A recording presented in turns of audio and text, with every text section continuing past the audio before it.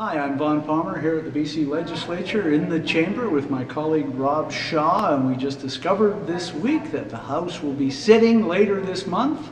And Rob, one of the members of that legislature, has got some explaining to do thanks to a story that you broke in the Sun this morning. Yeah, that's the Victoria Swan Lake NDP MLA Rob Fleming. He's been here for 3 terms now.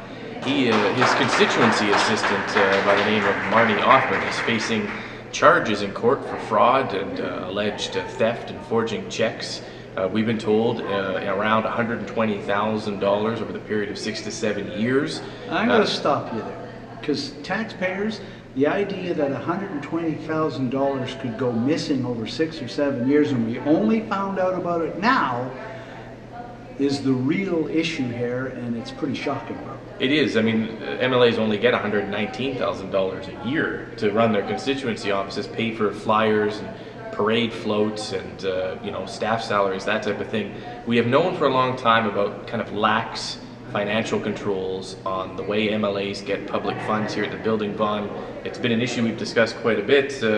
Going back to a report by the Auditor General in 2012. So 4 years ago, the Auditor General said the legislature accounts were in such bad shape that he couldn't even tell you whether or not it was being properly accounted for. This goes way, way back in parliamentary history. Way back to when the British parliamentary system began. Members of parliament had to protect themselves and their constituents, sometimes from the king. It grew up a tradition that their spending wasn't governed by the same rules as the rest of the government.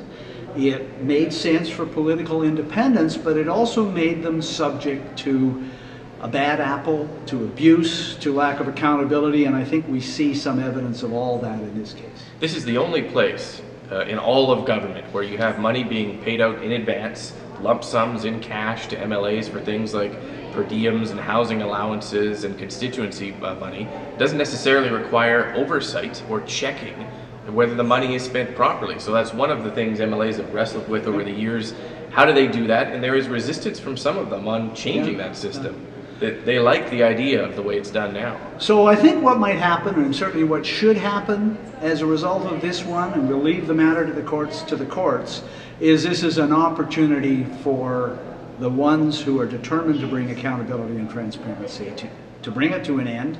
Finance Minister Mike DeYoung leads that group. He's also the government House leader. Look, the House is meeting here later this month. The Legislature Management Committee, the Assembly Management Committee, both parties sit on it.